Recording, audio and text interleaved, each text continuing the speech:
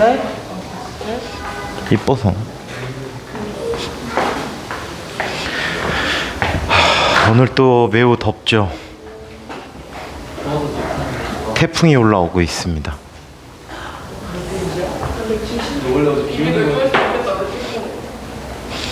서울 옆을 지나서 의정부를 관통할 예정이랍니다. 응?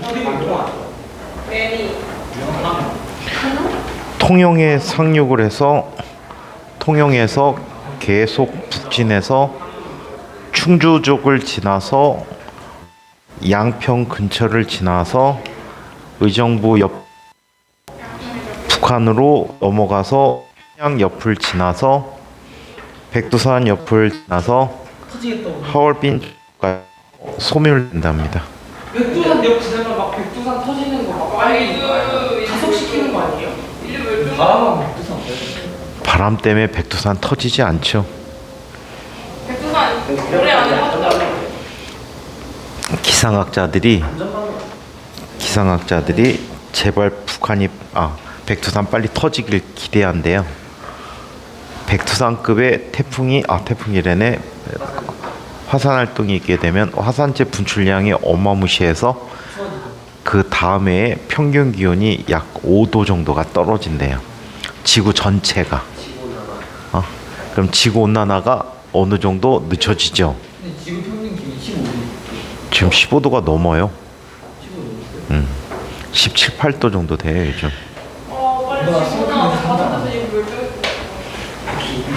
자, 그러면 이걸 한번 살펴봅시다. 물질의 상태 변화에 대한 이야기를 한번 살펴보도록 할게요. 자, 여러분들 책에 365쪽. 자, 365쪽인데 한번 봅시다.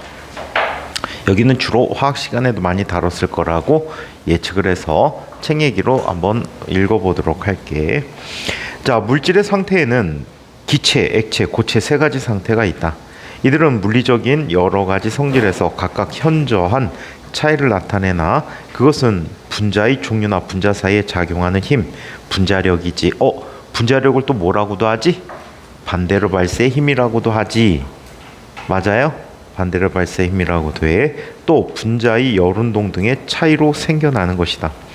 분자력, 분자 사이에 작용하는 분자력은 분자의 종류, 분자 사이의 거리에 의해 정해지지만, 자, 분자의 열운동은 온도가 높아질수록 증가하고 그 평균 에너지도 증가한다. 그림에서 분자력은 두 분자가 어떤 일정한 거리 OA보다 가까워지면 청력이 되고 멀어지면 인력이 되어버린다. 이 OA는 일종의 평형 거리이며 평형점이 되는 거지. 자, 그리고 분자 정도의 크기라고 한다. 분자가 OA 거리보다 훨씬 멀어지면 인력은 거의 0이 된다. 분자의 위치 에너지가 최소값 E0라는 값을 가질 때, 자, 이때 분자는 평형위치 B에 있게 된다. 얘 포텐셜 에너지를 한번 살펴보니까 이렇게 나타나게 되네. 거리열에 대해서 포텐셜 에너지를 U라고 한다면, 자, 이 그림이 어떻게 나타나지? 자, 얘는 이런 형태의 그림을 갖게 돼요. 이거를 나타내는 모형들이 굉장히 많은데, 이 에너지 모형을 이야기하는 게 굉장히 많은데, 그 대표적인 아이가 레너드 존스 함수라는 함수에 의해서 주어지는 함수가 거의 이 그래프를 갖게 돼요. 자, 이때 이 위치에서는 평형점이 되는데, 자, 얘는 이런 특징을 갖게 돼요. 자, 이 아이에 의해서 나타나는 힘이 존재하는데, 힘은 자, 요런 관계를 갖는데 마이너스 미분기호를 쓸게요. d 얼분의 du라고 써줄 수 있대. 오케이? 이거는 기울기를 구한다는 뜻이야. 오케이? 그러면 이 점에선 기울기가 얼마지? 기울기 얼마야? 0이지? 얘가 0이래. 기울기 0이라는 건 작용한 힘이 0이라는 거야. 힘이 0이라는 건 무슨 뜻이지? 평형점에 있다라는 뜻이 돼버리겠지. 자, 한편 이 앞쪽에서는 기울기가 뭐가 돼? 음수가 돼버리지.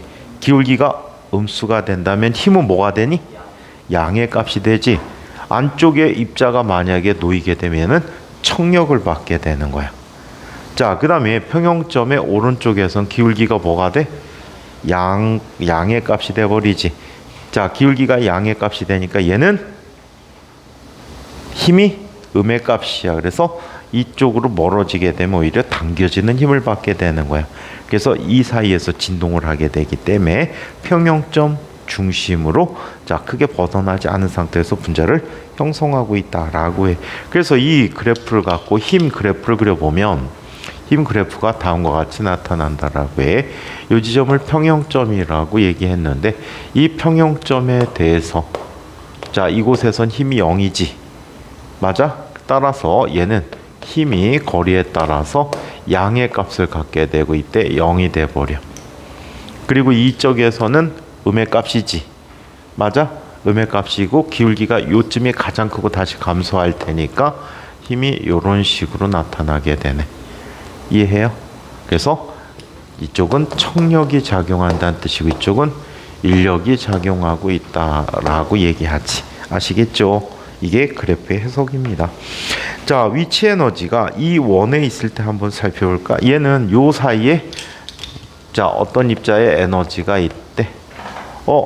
그러면 입자가 여기 있고 여기까지 왔다 갔다 하는 상태를 갖게 될 거야. 그치? 진동 운동을 하게 되는 거야. 오케이? 진동 운동을 하게 되고 이 입자 사이에서 진동 운동하게 되는데 얘는 운동 방향을 바꾸는 방향이지. 즉 운동 에너지가 0인 위치가 돼 버려. 역학적 에너지가 모두 포텐셜 에너지 형태를 갖게 되니까 운동 에너지가 0이 돼서 운동 방향을 바꾸는 지점이다. 그래서 얘를 터닝 포인트, 영어로 얘기하면 터닝 포인트, 전환점. 그리고 순 우리말로 점자는 못 바꾸니까 되돌이점. 자, 이렇게 표현을 해주고 있습니다. 한자어로는 회기점이라는 표현을 쓰기도 하지. 되돌아간다는 뜻의 회기점, 전환점 이런 표현을 쓰게 됩니다. 분자는 A1, A2 사이에서 진동을 하게 된다. A1, A2에서 분자의 운동 에너지가 0이 된다. 역학적 에너지가 모두 포텐셜 에너지로 바뀌니까 운동 에너지가 0이 되는 자 이런 특성을 갖겠죠. 자, 한편 위치 에너지가 이 투인 위치 에너지를 갖고 있대. 얘는 이만큼의 에너지를 갖고 있대. 그럼 멀리서 얘가 어떤 에너지를 갖고 달려오는 거야. 달려오는데 이쪽에선 포텐셜 에너지가 최저값이 되니까 달려오면서 이쪽에서 운동 에너지가 최대값이 되겠지. 그랬다가 이 근처까지 갔다가 얘는 다시 쭉 멀어지게 되겠네. 맞습니까? 자, 그래서 이런 운동을 하게 된다라고 해요. 자, 운동 에너지가 0으로 되는 지점이 없어서 진동하지 않고 무한원으로 달아난다. 자, 접근해 오는 경우에는 이곳까지 왔다가 다시 되돌아가는 거야. 압축했다가 튕겨나가는 것처럼. 자, 분자의 열 운동에 대해서 우리 열 운동이라고 했는데 열 에너지라는 걸 우리 지난 시간 어떻게 표현했습니까?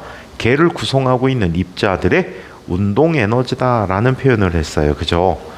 따라서 온도를 높여주면 즉 걔에게 열을 공급해주면 걔의 운동 에너지가 증가하게 된다라고 해.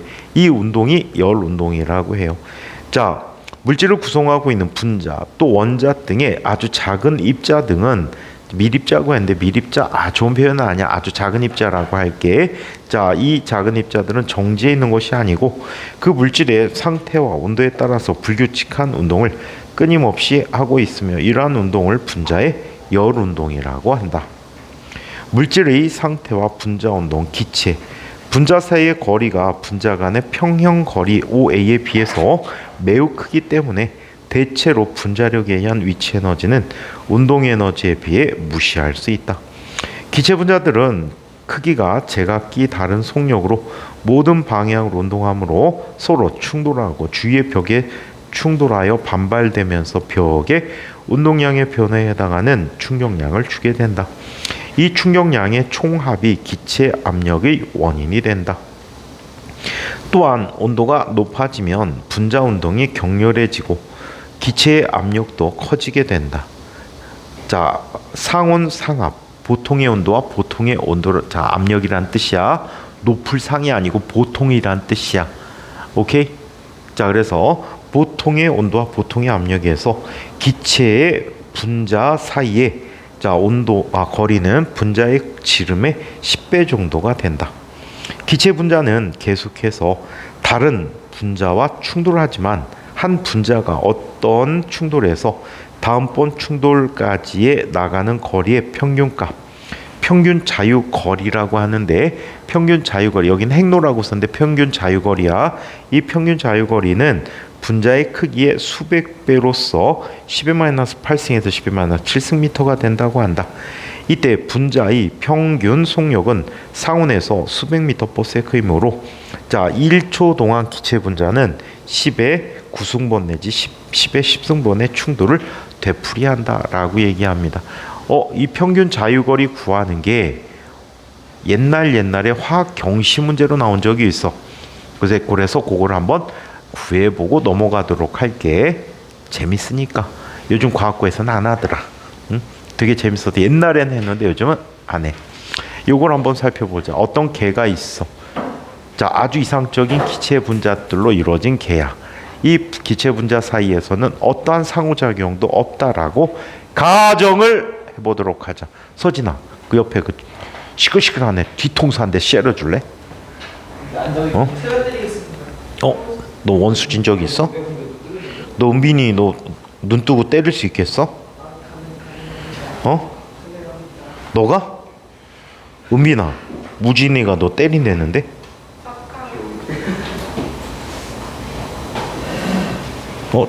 정윤이하고 민성이 계약했어?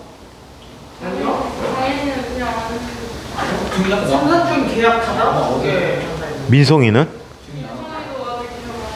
민성이는 요즘 안 보이던데. 지난주 애들은. 어저께인가 온 거 같던데? 어저께 왔지? 뭐 요즘 안 보여? 왔다고.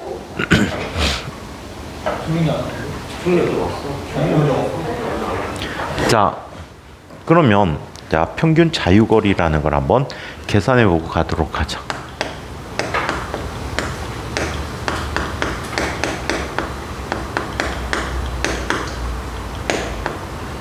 자, 평균 자유거리라는 걸 얘기해 볼게. 어떤 지름이 D인 분자가 있었어요.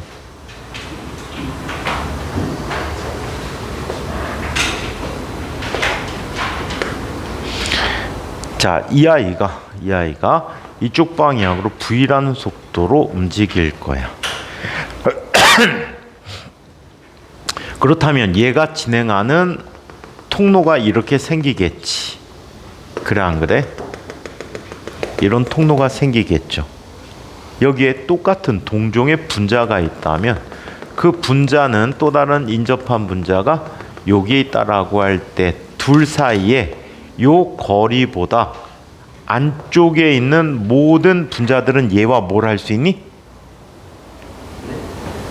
이 분자의 크기인데 이 사이 거리가 D라고 할 때, 인접한 분자와 딱 붙어 있다고 D라고 할 때, 이 인접한 두 점 사이의 거리가 D보다 작은 분자들은 얘가 지나갈 때 무조건 뭘 할 수 있다? 뭐? 이런 친구들 갖고 내년에 또 과학고라니. 자, 여기는 분자야. 얘가 지나가면 반드시 뭐가 일어나? 도현이, 뭐가 일어나지? 얘가 지나가는 길에 이렇게 있어. 반드시 뭐가 일어나? 충돌이 일어나지. 자, 그래서 반드시 충돌이 일어난다. 알고 있어, 지현이는? 자, 조만간에 또 마스크 다시 써야 될지 모르는데, 코로나가 4종 전염병으로 넘어가려다가 연기했어. 무기한. 지난주 확진자 5만 명 이상. 자, 그렇다면 얘는 이렇게 생각하면 좋을 것 같아. 반지름이 D만큼 되는 이 통로에 있는 모든 분자들은 이 가운데 중심 분자가 지나갈 때 반드시 뭐가 된다? 충돌이 일어난다라고 해. 그래서 요 원을 뭐라고 해? 유효 충돌 단면적이라고 하자.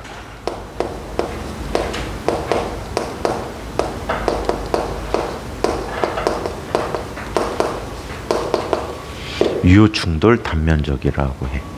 자, 이 기체 분자는 지금 임의의 부피에 대해서 단위 부피 속에 있는 분자 수가 단위 부피당 분자 수가 n이라고 하자.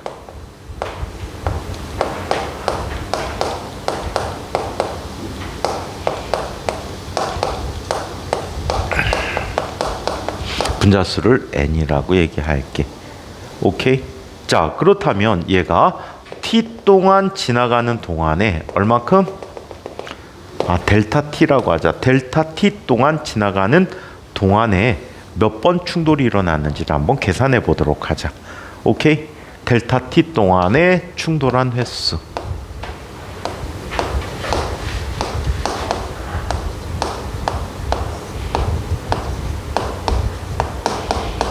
자, 이 델타 t 동안에 충돌한 횟수는 여기 나타난 이 원통 속에 있는 분자의 수만큼 충돌했겠지. 맞아요? 그럼 원통 속에 있는 분자 수를 계산해 주면 돼. 자, 이 분자 수가 곧 충돌 수가 되는데 얘는 면적 파이 곱하기 d 제곱 곱하기 v 곱하기 델타 t라는 충돌 횟수를 갖게 된대. 맞습니까? 자, 이게 충돌 횟수야. 분자 수지. 그 부피 속에는 거기에 뭘 곱해야 되니? n을 곱했어야 되는구나. 이건 부피니까. 1부피 속에 n개가 들었으니까 이 부피 속에는 n만큼 곱해줘야 되겠지. 그래서 파이 d제곱 v 곱하기 델타 t 곱하기 n이라는 값이 됐다라고 해. 자, 한편 파이에 소수점 있는 거하고 뭔 상관이 있어? 분자가 존내 많을 텐데. 이 수가 아보가드로 쓸 텐데. 이 수가 아보가드로 쓸 텐데 어떡할 거야?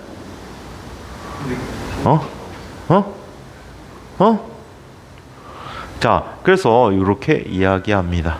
자, 그러면 얘는 지금 이거 하고 싶은 거 하나, 둘, 셋, 넷, 다섯, 7개예요.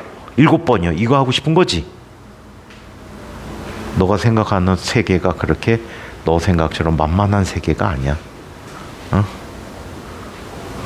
존내 많은데 무슨 물리를 그렇게 숫자로 세고 싶어? 인곽 썼니? 진곽 써서 인곽 썼어? 진곽에 적응하기 힘들겠다. 진곽은 막 문자 3개인데 인곽은 숫자 3개거든. 이런. 자, 그래서 델타 t 동안 충돌한 횟수가 이만큼이라고. 자, 한편 한 번 충돌에 걸린 시간을 우리는 평균 자유 시간이라고 해. 자, 얘는 충돌 사이의 시간이야.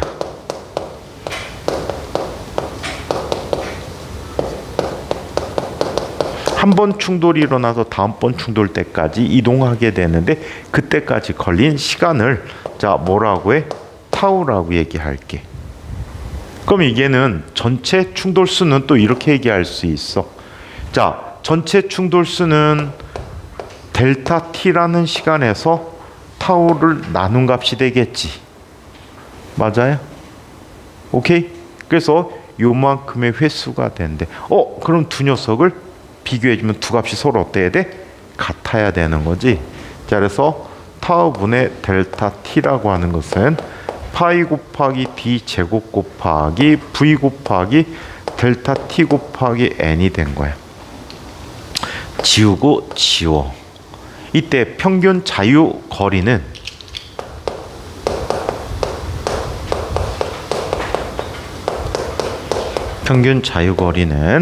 람다라고 써주고 있는데 람다라는 값을 쓰고 있는데 람다라는 값은 v 곱하기 타우야. 한 번 충돌 사이의 시간이란 얘기지. 자, 그래서 요 값이 돼버리면 얘는 뭐가 되니? 파이 곱하기 d 제곱 곱하기 n분의 1이라는 값이 평균 자유거리라고 해. 오케이? 그런데 자, 지금 이거는 가정을 할 때 어떤 가정이야? 다른 분자들은 모두 어때? 멈춰 있다라고 가정한 거야. 근데 실제로 멈춰 있니? 실제로는 운동하고 있지. 계속 상대적인 운동을 하고 있단 말이야. 자, 그래서 얘를 이렇게 얘기해. 실제 값으로 따로 봐.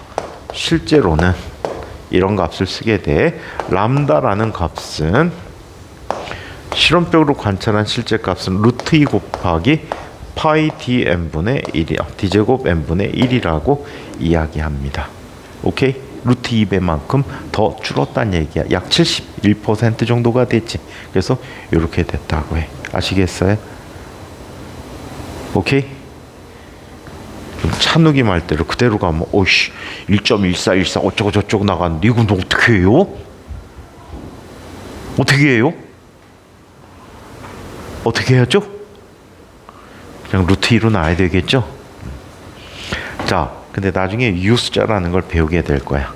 그래서 유효 숫자에 준해서 얘를 계산을 해주고 있다. 아시겠어요? 유효 숫자라는 걸 배우게 돼. 무준아, 수업 들을 땐 입 좀 다물고 듣자. 자, 입좀 벌리는 게 습관이라서. 기억. 숨 쉬는 거였어? 아, 미안해. 내가 물고기 아가미가 뻐끔뻐끔하는 걸 뭐라고 한 격이구나. 물고기 아가미가 껍벅껍벅 하니까 야 새끼야 하지마! 그럼 걔는 죽는구나. 숨 못 쉬어서. 그래, 그렇게 하고 있어. 좀 벌린 듯 안 벌린 듯. 응? 얼마나 이뻐. 좀 전에 어떻게 하고 있는지 알아? 좀만 더 버리면 스크림이 되지. 자, 그러면 기체 분자는 자 366쪽. 자, 기체 분자는 충돌할 때만 청력을 미치지만 떨어지면 분자사 인력은 급격히 약해지면서 0이 된다. 자, 고체에 대해서 분자들은 강한 인력에 의해서 서로 일정한 거리를 유지하고 평형 위치를 중심으로 아주 작은 진폭의 진동을 하는 것으로 생각한다. 따라서 분자들은 규칙적으로 배열되어 일정한 모양과 부피를 유지한다. 결정을 이루고 있는 원자나 분자는 온도가 높아지면 그 진동 에너지가 크게 되어 진폭이 커지고 분자 사이나 원자 사이나 분자 사이의 거리도 커지게 되는 열팽창 현상이 나타날 수 있다.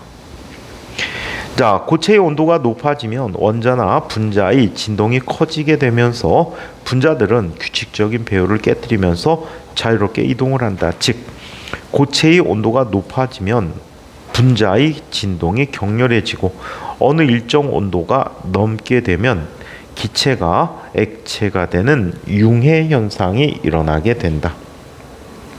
액체. 기체와 고체의 중간 상태로 분자와 분자 사이의 거리가 고체보다 멀고 기체보다는 훨씬 가깝기 때문에 분자의 운동 에너지와 함께 분자력에 의한 위치 에너지도 중요한 역할을 하게 된다. 액체 분자들은 분자력에 의해 모여 있는 상태지만 분자 사이의 거리가 고정된 것은 아니고 각 분자는 충돌을 하며 속도가 변하는 운동, 브라운 운동을 하게 된다. 액체 분자 사이의 분자력은 분자들이 평균 거리만큼 떨어져 있도록 하지만 특정한 위치에 고정시키지 못하게 된다. 또한 분자들은 심한 진동을 하면서 인접 분자와 인력 또는 청력을 받아 움직이므로 액체는 일정한 부피를 유지하지만 그릇의 모양에 따라 흐르게 된다. 또한 액체 분자들이 그 집단으로부터 튀어나오려 할 때 대부분은 분자력에 의한 인력으로 되돌아가지만 특히 충돌 등에 의해서 속도가 커진 분자는 분자력을 이겨내고 튀겨나오게 되는데 이런 현상을 증발이라고 한다. 자, 증발하고 다시 물속으로 되돌아가는 과정은 실질적으로 과목마다 얘기하는 게 약간 차이가 있을 수 있어. 물리적 해석이다라고 보시면 될 것 같아. 자, 브라운 운동과 기체의 확산에 대해서 브라운 운동 여러분들 잘 알고 있는 거지. 매우 불규칙한 운동, 담배 연기 확산이라든가 물속에 잉크가 확산되는 모습이 브라운 운동에 의한 것이야. 오케이, 물질로 있는 물질 분자와 주변의 공기 또는 주변에 있는 입자들과의 충돌에 의해서 나타나는 불규칙한 운동을 이야기하게 됩니다. 숙면을 취하고 있구나. 그냥 냅둬.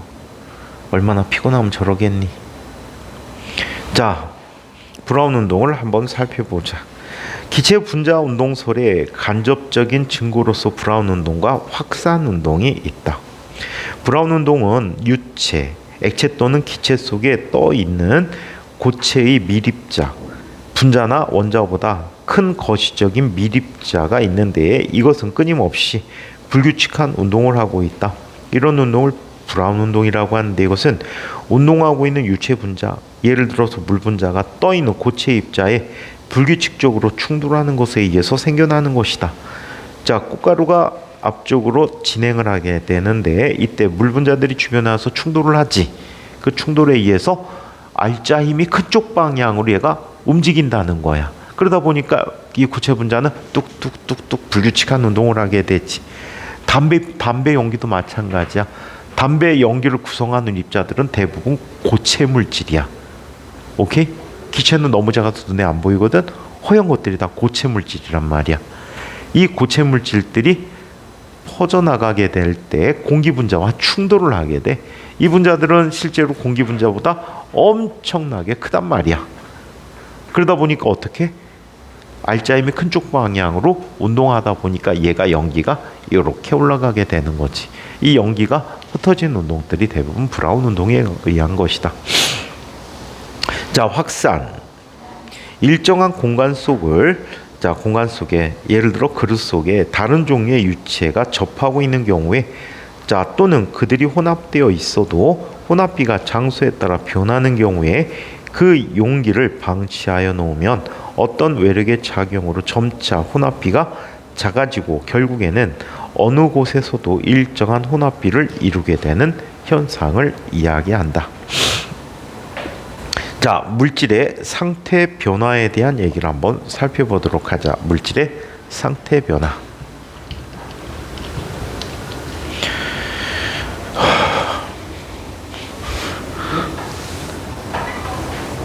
너 뭐 찔리는 거 있어? 왜? 하고 있어? 왜? 현민. 예? 에? 왜 그래? 죄송합니다. 현민아, 선생님이 현민아 그럼 네 하면 되지. 에? 왜 그래? 시선이 느껴져서. 귀엽다고? 너 가져. 너 그래 너 가져. 무준이하고 세트로 줄게 가져. 왜 찬욱이도 욕심나? 찬욱이도 가져. 377 소수네. 현이, 도현이, 우진이 다 갖고 싶지? 다 가져.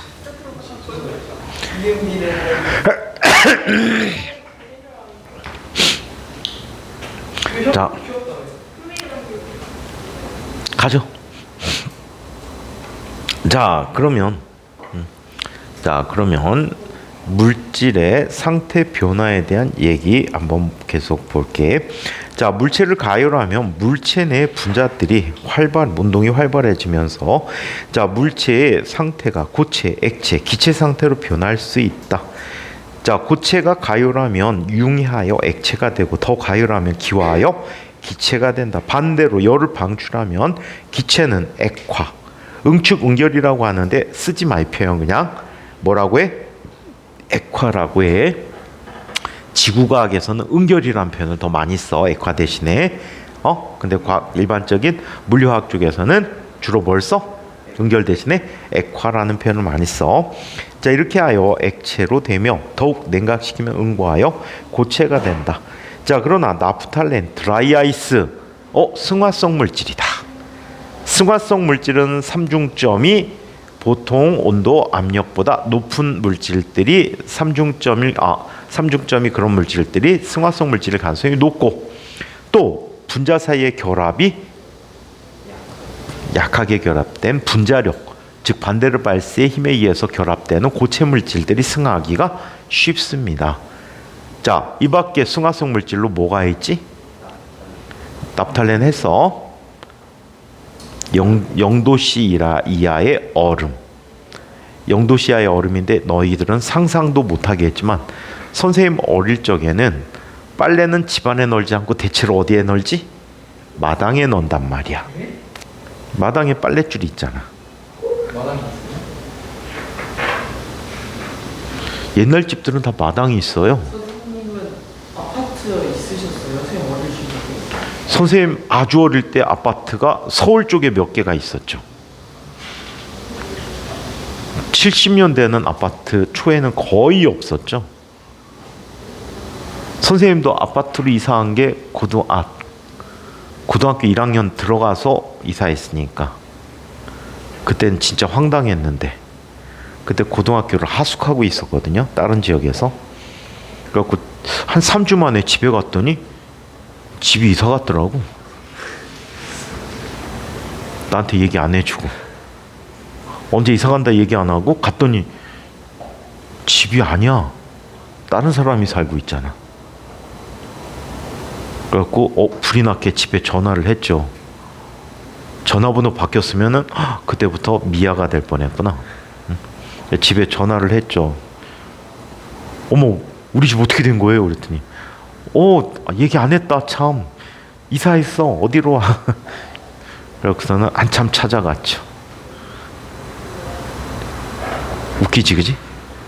식구인데 안 알려주고 이사를 했어. 와. 자, 그래서 그 이후에 이제 선생님 또 학원 선생님 생활하다 보니까 또 이런 일도 있구나. 잘 안 다니는 시간대 다니면 길을 몰라.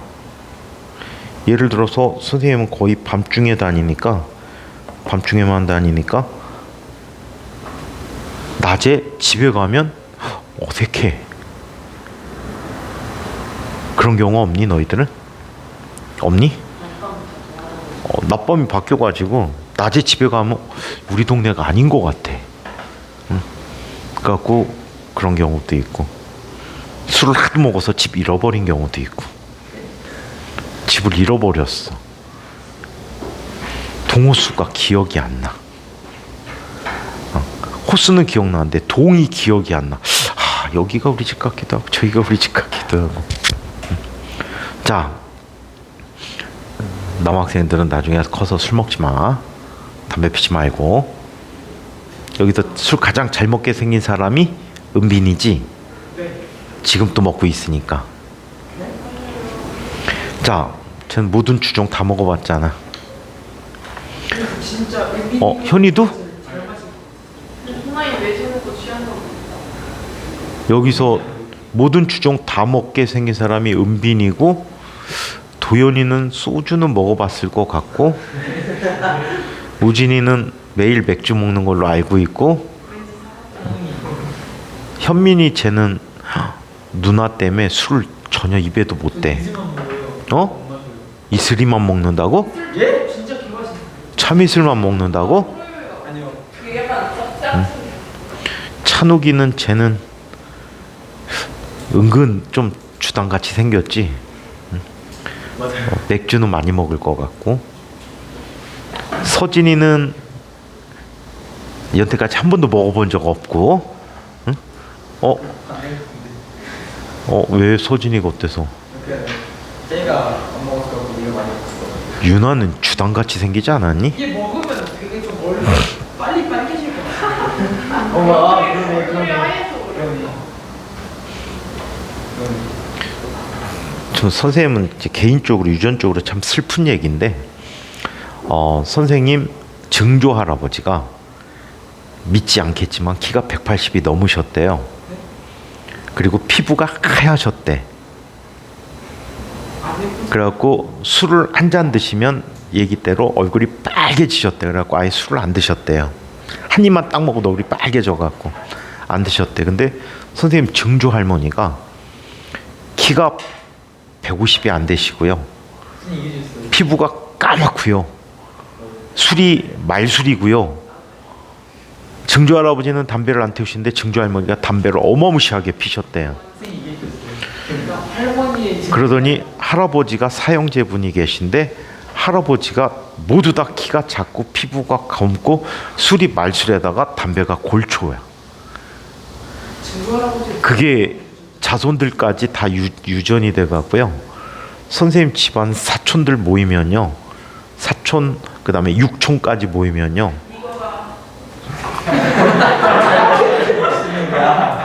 제대로 먹으면 술집에 있는 술 다 먹을 거야.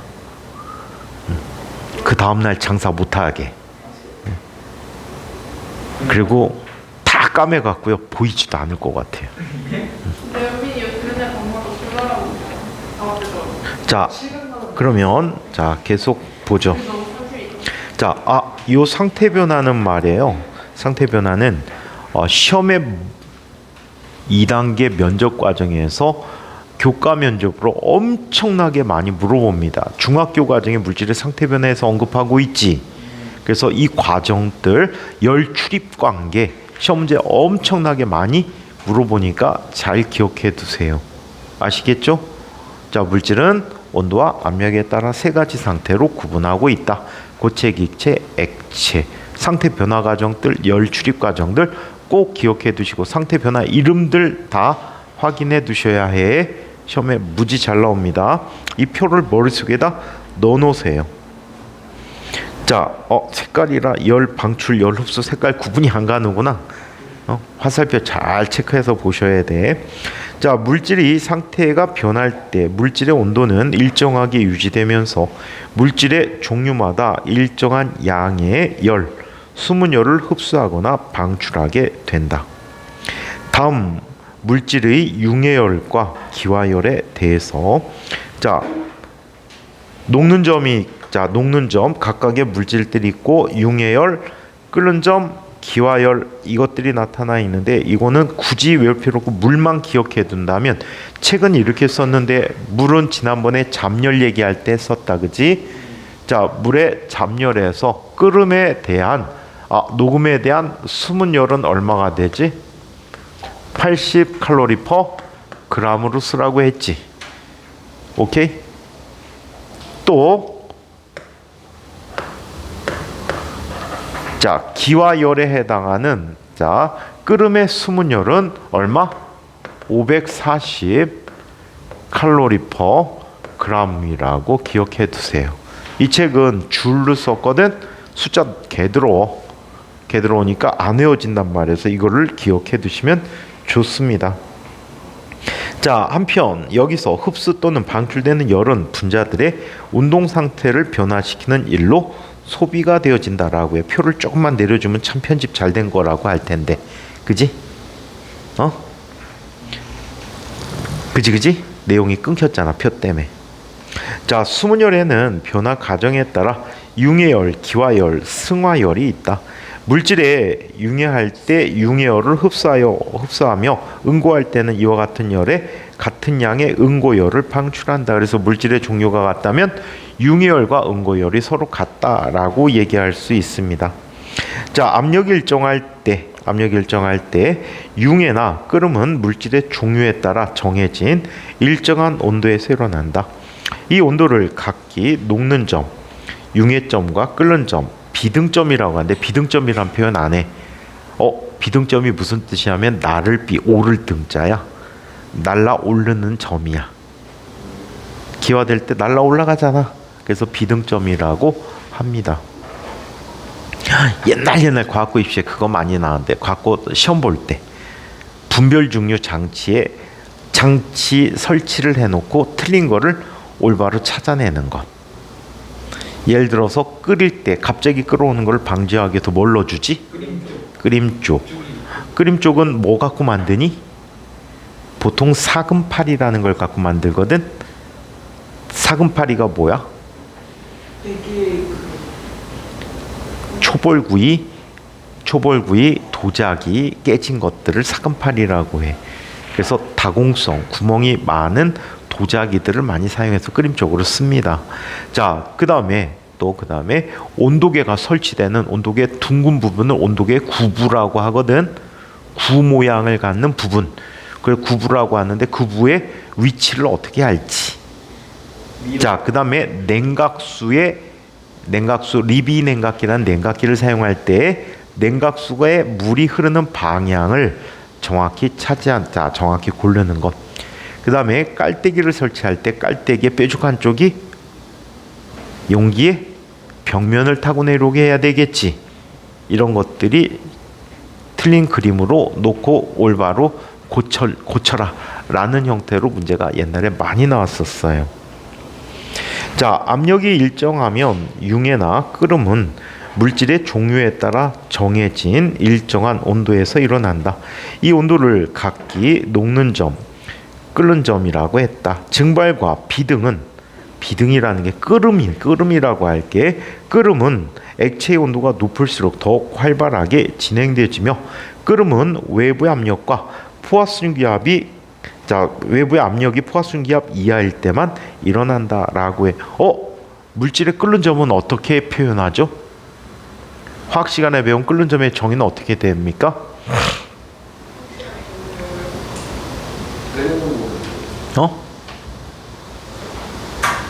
물의 끓는 점을 어떻게 배우죠? 끓는 점 어떻게 하지? 도영아, 끓는 점. 네? 우진아, 끓는 점은 뭐를 뽀뽀해 줄 거야? 빨리 대답해, 우진이. 물의 끓는 점은 뭘 끓는 점이라고 해? 100도씨. 진짜 100도씨일까? 압력에다 얘기하는 현이야, 끓는 점. 앞에 이거 안 하고 은빈이 끓는 점. 100도씨. 이 마스크한 새끼들이 문제구만. 왜? 마스크 안 한 애들한테 물어볼까? 찬우가 끓는 점. 농담한데? 황당한데? 현민 끓는 점. 상태 변화 시작되는 점. 무진이 끓는 점. 무진이 알 리가 없지. 윤아야 끓는 점.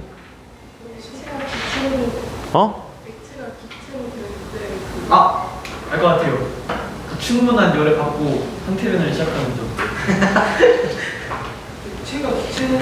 자, 화학적으로 끓는 점이라고 하는 것은요, 외부의 압력과 일반적으로 대기압과 포화수증기압이 같아지는 온도를 끓는 점이라고 해요. 그러다 보니까 산에 올라가서 밥을 하게 되면 밥이 설익지요. 외부의 압력이 낮단 말이야. 외부 압력이 낮기 때문에 포화수증기압도 낮아지지. 포화수증기압이 낮다는 것은 100도보다 낮은 온도에서 물이 끓는 거야. 그러면 쌀이 익기도 전에 물이 다 끓어서 날아가 버리네. 충분히 익지 못하니까 설익은 밥이 되는 거지. 그 밑면은 열을 직접적으로 받으니까 타지. 그래서 3층밥이라는 밥을 만들어 줄 수가 있어요. 선생님도 친구들하고 옛날에 산에 가서 밥을 했는데 밥이 멋있게 3층밥이 됐더라고요. 살려야 되잖아. 어떻게 살려? 밥을 다 뒤집어 놓고 물을 다시 조금 부어서 뚜껑을 닫고 돌을 올려놨죠. 친구 한 녀석이 이 이야기를 중고등학교 때부터 그렇게 많이 하는데 산이 그닥 높지 않다고 설마 하고 돌을 안 눌러놓은 거야. 그래갖고 밥이 3층 밥으로 멋있게 만들어졌죠. 그날 누룽지는 진짜 원 없이 먹은 것 같아. 밥이 2번 눌어가지고 윗부분 아랫부분이 다 눌었어요. 옆에 부분까지. 가운데도 다 익혔지. 물 먹고 재생을 했으니까. 그래갖고 그렇게 해서 밥을 졌는데, 그렇다면 산에 가서 가장 안전하게 밥을 하는 방법은, 그렇지, 압력밥솥을 가져가는 겁니다. 어떤 아이가 그 얘기 해줬더니 이러더라고. 선생님, 산에 갔는데 전기 코드가 있나요? 있을 수 있죠. 있는 대로 요즘은 야영지가 있어서 그런데 옛날에는 그런 게 없었어요. 그냥 막 가다가 아무 때나 계곡에다가 텐트 치고 아무 때서나 밥해 먹었거든. 불 펴가지고. 요즘은 그렇게 하면은 잡혀가요. 벌금 내요. 요즘은. 원래 압력밥솥은 쇠로 만든 그 압력밥솥이야. 딱 작는 거. 근데 애들이 전기 코드에 쓰는 전기 압력밥솥만 생각하는 거야. 그 바보가 나한테 질문했단 말이야. 그래갖고 그때 이야기해줬지. 우리나라는 전력망이 아주 좋아서 산에 가면 10m마다 콘센트 있다고 뻥을 쳤지. 그랬더니 실제로 이런 분이 있어요. 우리나라 이제 탐험가인데 등산가지 등반가인데 이분이 우리 전 세계에 있는 모든 극지를 다 갔다 온 분이 있어. 허용호라는 분이거든. 근데 마지막 극지가 아프리카의 가장 높은 산이 킬리만자로야. 이 산을 등반하는데 가족들을 데리고 갔어요. 자기 부인 그리고 어린 아들 둘. 근데 너 그랬으면 좋겠니? 근데 그 부인은 고산병에 걸려가지고 등반하고 며칠 안 돼갖고 하산을 시켰어요. 병원에 입원시키려고. 위로 올라가면 산소가 부족하니까 여러 가지 생리작용이 달라져갖고 어지럼증이라든가 구토 뭐 이런 증상을 느끼게 된대. 산소 부족에 의해서. 그래서 하산을 시켰고 두 아들은 어느 정도까지 올라간 다음에 다시 내려보내고 혼자서 올라갔거든. 근데 이분들이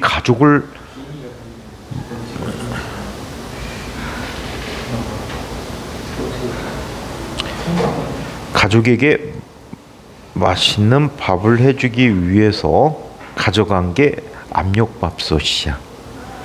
이분은 아무리 압력밥솥이 무거워도 상관없지. 왜? 탐험가니까.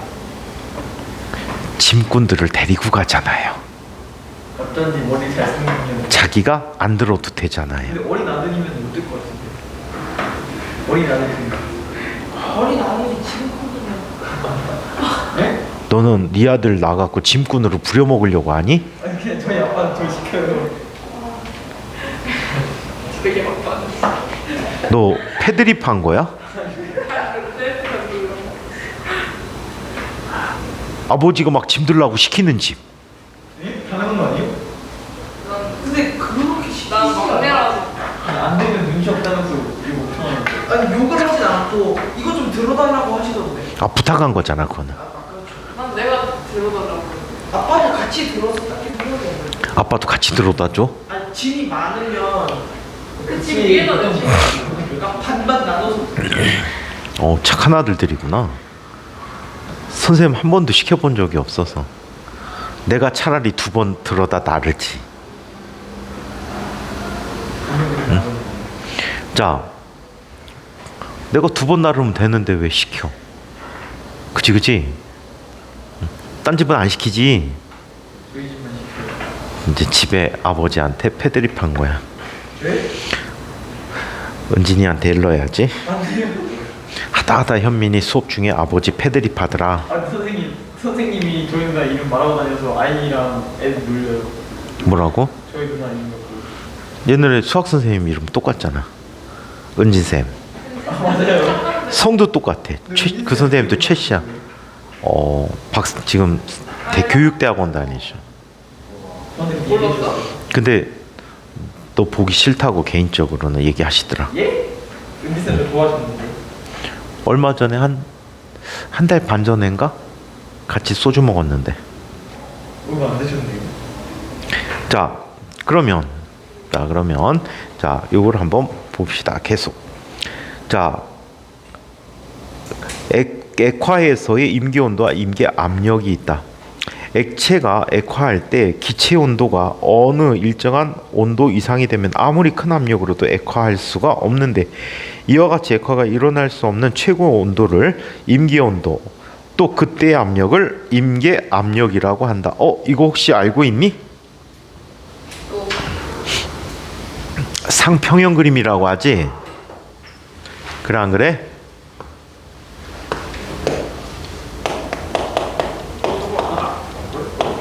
자, 온도 압력이 있잖아. 그치?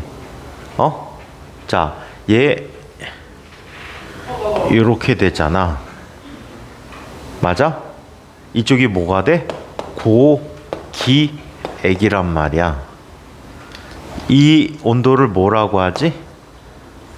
삼중점이라고 해. 얘는 자, 고체, 액체, 기체가 모두 존재하는 온도, 자, 그 지점을 삼중점이라고 해. 물의 삼중점은 얼마지?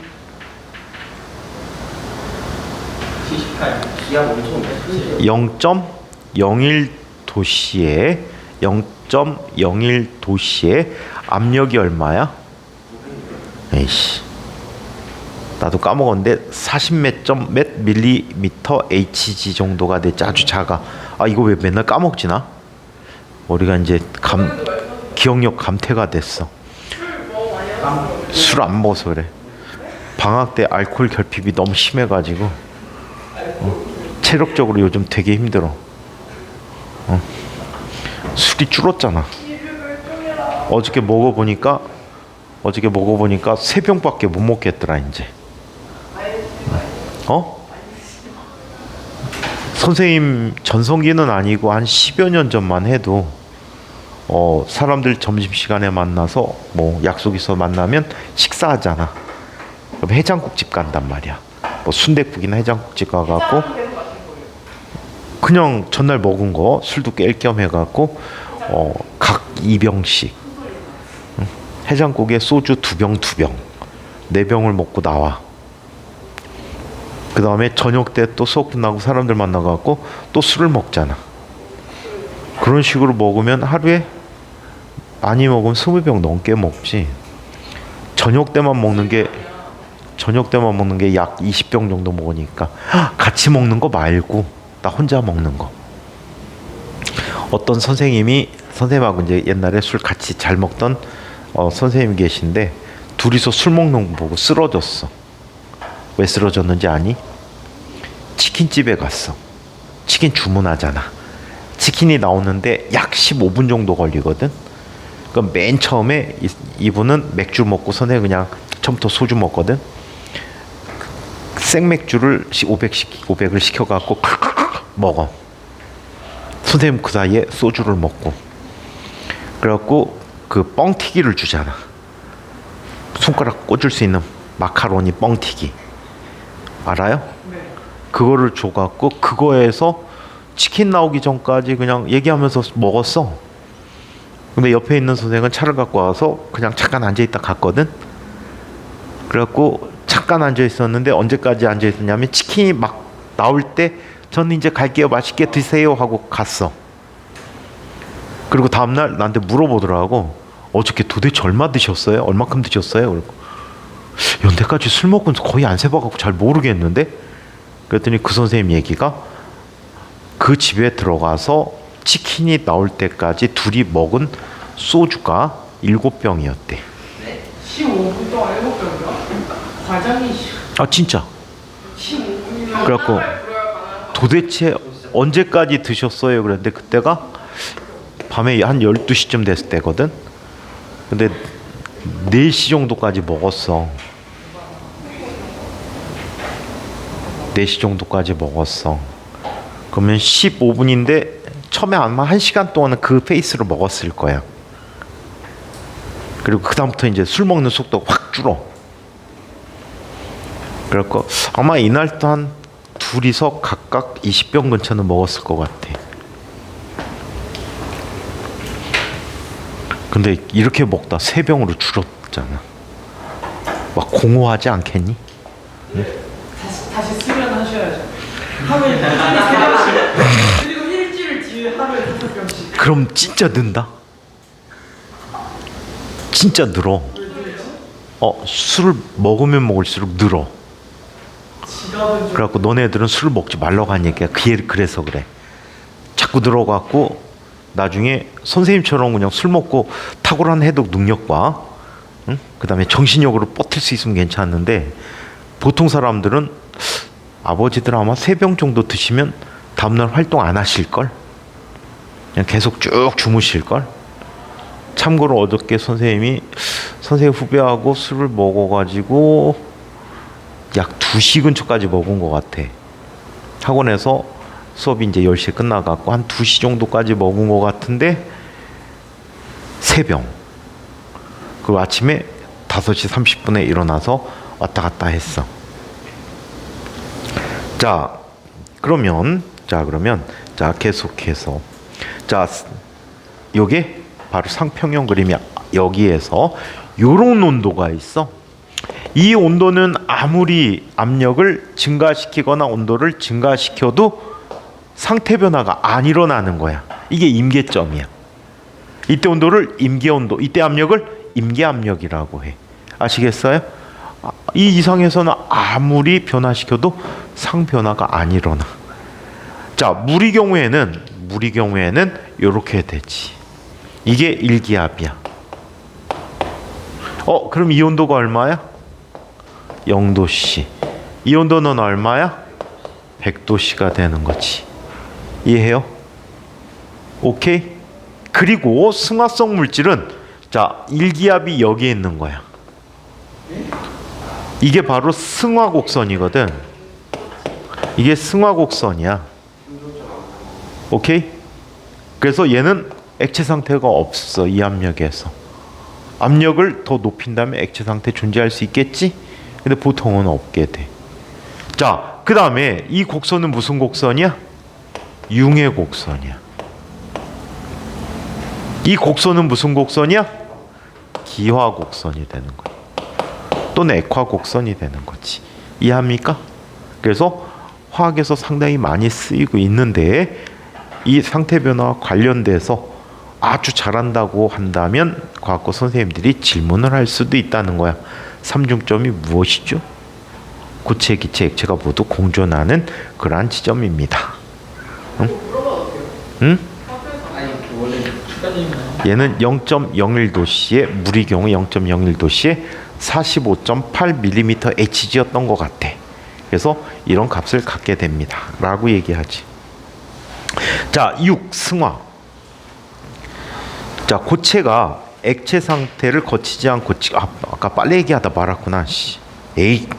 자, 승화에서 다시 한번 볼게. 고체가 액체 상태를 거치지 않고 직접 기체가 되거나 기체가 직접 고체가 된 현상을 승화라고 한다. 드라이 아이스, 눈의 귀와 나프탈렌의 빨래. 이 마당 얘기하다 저 새끼가 딴 거 해갖고. 자, 옛날에 마당에다가 빨래를 널어요. 춥잖아. 오케이? 겨울이니까 옛날에 0도씨 이하를 계속 유지하는 때가 많단 말이야. 그러면 빨래가 안 마르겠잖아. 얼음 생겨갖고. 근데 기가 막히게 2, 3일 널어놓으면 말라. 왜? 0도씨 이하를 유지해서 빨래가 꽁꽁 얼어있는데 그 온도에서도 빨래에서 물 분자가 승화해서 공기 중으로 빠져나가는 거야. 오케이? 그래서 며칠 널어놓으면 꽝꽝 얼어있다가 얘가 말라. 요즘은 상상도 못하지. 건조기도 있고 뭐 별거 다 있으니까 그냥 항상 마른 상태를 유지할 수 있잖아. 또는 겨울 같은 때 일부러 건조기 안 돌리고 방 안에다 빨래를 널지. 아파트들이 워낙 건조하니까. 그래서 자, 이때는 하는데 옛날엔 아무튼 승화라는 걸 이용해서 빨래를 말렸다고 합니다. 조상의 지혜가 엿보이는구나. 추운 날도 빨래에서 널어놓으면 빨래가 마른다는 사실. 그리고 약간 눅눅하니까 방에 갖고 와서 아랫목에다 빨래를 널어놓지. 빨래를 널어놓으면은 금세 뽀송뽀송해져. 방 안에 습기도 채워주고. 그래서 이렇게 옛날에는 빨래를 했다고 합니다. 그 다음에 겨울에 인천은 좀 보기가 힘들 거야. 혹시 시골에서 살다 온 사람 없니? 눈이 많은 강원도, 충청도, 전라도 지역에 살다 온 사람 없니? 안타깝다. 이런 곳에 가면요, 눈이 한번 쌓이면 봄이 될 때까지 안 녹는 경우가 많아. 골목 같은데 눈이 쌓여서 안 녹는 경우가 많아. 근데 2월 달인데 눈이 수북히 있어서 발로 팍 밟으면 허당이야. 빠지직하고 겉껍데기만 눈 있고 속은 비어 있어. 눈이 어떻게 된 거야? 승화한 거야. 아시겠어요? 그래서 속이 눈이 없어. 겉에만 얼음처럼 있고 그냥 속이 비어 있는 이런 경우들이 굉장히 많습니다. 인천은 눈이 워낙 없어가지고, 그죠? 눈 진짜 없어요. 자, 상태 변하는 동안에 온도는 일정하게 유지되지만 열 출입이 이루어지게 된다. 자, 어떤 물질이 숨은 열이 H이고, 자, 또 질량이 M인, 자, 이런 상태라고 할 때 이 상태 변화와 관계하는 열량 Q는 MH가 된다. 여기는 숨은 열을 H라고 썼는데 선생님은 뭘로 썼죠? L이라고 썼죠. L 곱하기 M이라고 한다. L이라고 쓰는 게 보통의 표현이야. 대학물리 과정에서 latent heat이라는 말을 뜻을 갖고 있다 그랬지. latent 잠자는 heat 열. 그래서 잠열이라고 합니다. 자, 이번에는 네 번째 열 팽창에 대해서 한번 살펴보도록 하자.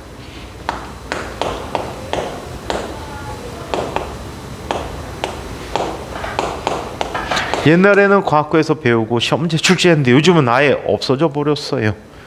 오케이? 기본적으로 알아두는 게 좋을 것 같아. 대학 물리 할 때도 안 배우더라고. 자, 열을 가해주게 되면 모든 물체는 길이 또는 부피가 변화됩니다. 대표적인 식이 있어요. 뭐지? 대표적인 것? 열을 가하면 부피가 변하는 것? 샤를 법칙이 있잖아요. 오리지널 샤를 법칙이 어떻게 되지? 오리지널 형태? V는?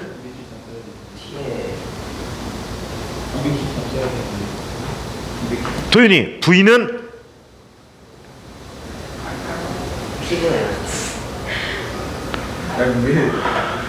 현이야, V는?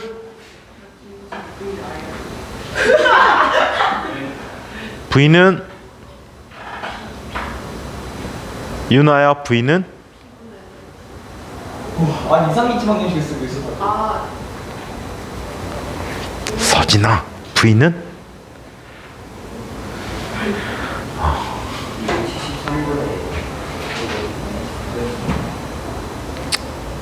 무지는 모를 거고. 은빈아? 큰일 났다. 도대체 공부를 어떻게 하는 거야? 이렇게 쓰는 식이잖아. 그래 안 그래? 샤를이 이런 얘기 했잖아. 온도 압력 일정할 때 일정량의 기체의 부피는 온도가 1도씩 증가함에 따라 0도씨 때 부피의 273분의 1씩 그 부피가 증가합니다. 라고 얘기했거든요. 공부 진짜 안 하는구나. 자, 그러면 그 실력이 진짜 그래. 연태까지 이쪽 와서도 그렇고 과학고 애들 연태까지 이제 가르쳤던 아이들 보면 이래. 실력이 이렇게 나타나. 원래 처음 가르쳤던 아이들의 실력에 2분의 1에 1년분의 t가 돼버려. 근데 진짜 맞는 거 같아요. 마이너스로 해주시면 안 돼요. 이게 마이너스 1인데 2분의 1제곱이니까 얘 t가 증가해도 실력이 점점 줄어. 그래서 실력의 반감기가 1년이야. 이걸 반감기라고 하거든. 1년이 돼버리는 거야. 그러니 선생님이 과학고 애들 맨 처음 가르친 애들이 3기 애들이거든. 인과학 3기. 지금 실력이 어떻게 되니? 옛날 애들 실력이 100이라고 한다면 네모는 100 곱하기 2분의 1 곱하기 얼마가 되니? 30 빼기 3이 돼버리니까 실력이 2분의 1에 27승이 되는구나. 이 27생이요. 겁나 2분의 1 17승 한 150만? 계산했어. 0. 그러니까 1.5만. 자, 그러니 13기 애들, 12기, 13기 애들 보면 엄청 잘하는 애들 많았거든. 걔네들조차도 어떻게 되지? 엄청 낮은 거야. 참고로 왜 인과학 3기를 잡았냐면 인과학 3기에서 수학에서 전국 1등 했던 아이가 있단 말이야. 응? 선생님은 아이지만 여러분들은 아저씨네. 응? 그래서 1등 했던 아이가 있어. 4기 기준으로 고등학교 때 생물 전국 1등 한 애가 있어. 걔는 세교대에 나가서 생물 올림피아드에서 금상 받아 갖고 왔지. 5기에 또 수학을 잘하는 애가 있어 갖고 걔는 IMO에 나가 갖고 은상 받아 갖고 온 아이가 있어. 옛날에 선배들은 그랬는데.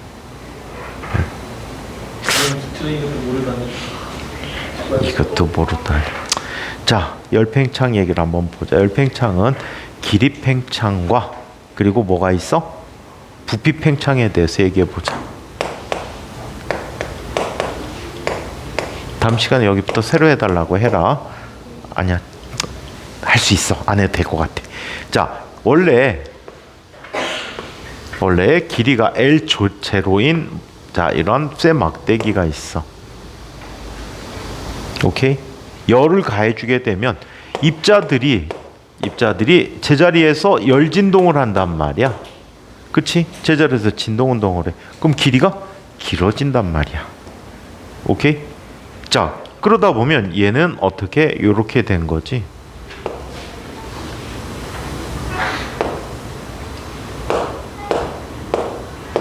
입자의 수는 같아. 하지만 한 입자가 차지하는 공간이 더 넓어지는 거야.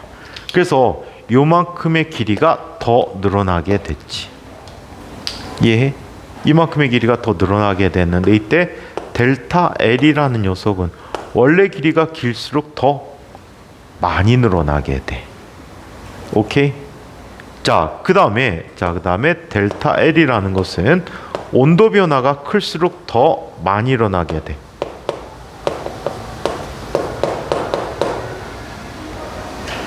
오케이? 자, 그래서 델타 L이라는 녀석은 L0 곱하기 델타 T에 비례한다라고 하지. 이때 델타 L이라는 값을 이렇게 얘기합니다. 알파 곱하기 L0 곱하기 델타 T라고 하고, 이때 알파는 선팽창 계수라고 해요.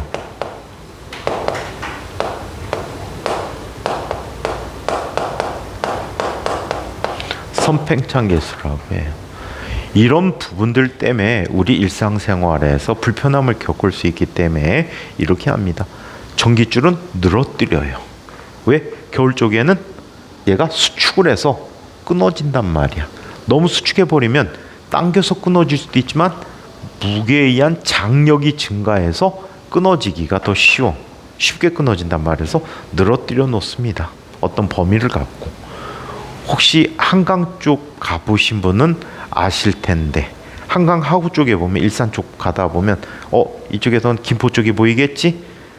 인천 발전소에서 일산 쪽으로 가는 송전선이 있어. 걔가 한강 건넙니다. 한강 건넜는데 가운데 탑이 하나밖에 없어. 무지 넓은데 탑이 하나야. 이렇게 해서 걸쳐져 있어. 되게 멋있습니다. 전선 하나만 봐도 그 곡선의 아름다움 진짜 박수 칠만 하죠. 되게 멋있어. 자, 아무튼 이런 거. 그 다음에 요즘 뭐 철로 사고들 굉장히 철도 사고 많은 편인데, 갑자기 더우면 얘가 기찻길이 어떻게 되니? 이렇게 붙어서 휘어버려요. 탈선한단 말이야. 그래서 기차 선로와 선로 사이에 틈을 줘요. 공식적으로 온도가 몇 도 이상에서 기차 서행하게 돼 있어. 왜? 혹시 모를 탈선 사고가 있을지 몰라서. 그 다음에 교각에도 보면 이런 식으로 물려있는 아이가 있어. 교각은 다리 위에 상판 보면 거기에 철로 된 부분이 있거든. 거기에 이렇게 요철 부분이 있어갖고 이게 아물어졌다 벌어졌다, 더우면 이렇게 되고 추우면 벌어지고, 그래서 요거를 조절하게끔 돼 있습니다. 요즘은 그래. 자, 우리 요즘 그거 나왔다. 아파트 짓는데 철근을 들렀대대 이 새끼들이. 아예 안 들어가요. 자, 아예 안 들어갔다고? 에이. 근데 LH가 자기 특허낸 기술이 있어서 철거 줄여서 면허 감소시켰다고 발표했는데 무너지고 보니까 아예 안 넣었어요. 에이, 설마. 진짜로. 안 넣으면 콘크리트 양성이 잘 안 되는데. 자, 우리가 건물을 지을 때 철근을 쓰거든. 철근을 콘크리트의 속에다 넣는데 그 이유가 왜 그런지 알아요? 철이 열에 의해서 팽창하는 정도와 콘크리트 팽창 정도가 거의 비슷하대요. 그래서 열이 가해져서 팽창하더라도 건물에 균열이 가지 않게 거의 똑같은 열 팽창 정도를 갖고 있기 때문이라고 해요. 자, 그래서 얘는 이렇게 나타납니다. 전체 길이는 L0 더하기 델타 L이 돼버리죠. 얘는 L0 곱하기 1 플러스 알파 곱하기 델타 T라고 합니다. 자, 한편 부피 팽창에 대해서 이야기해 보자.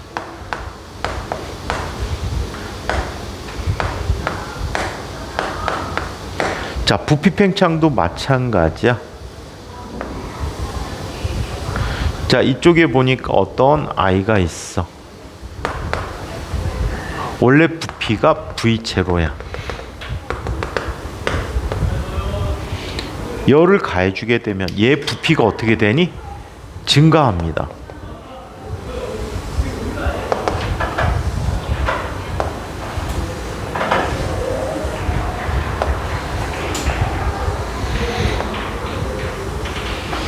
자, 증가하게 된대요.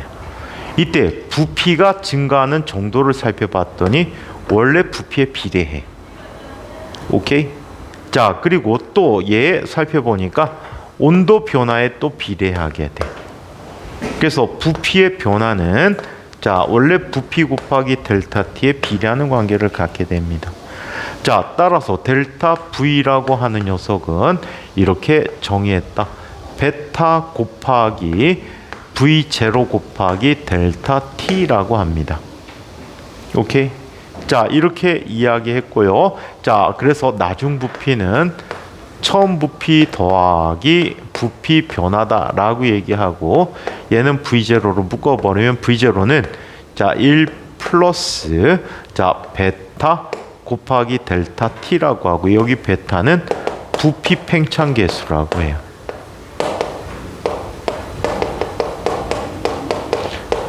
자, 오랜만에 숙제 하나 줘볼까요?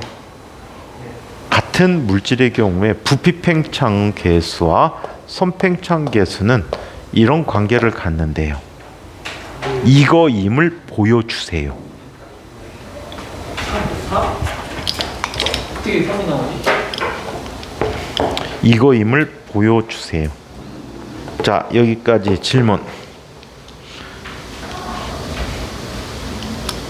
맛있게 식사들 하고 들어오십시오. 감사합니다.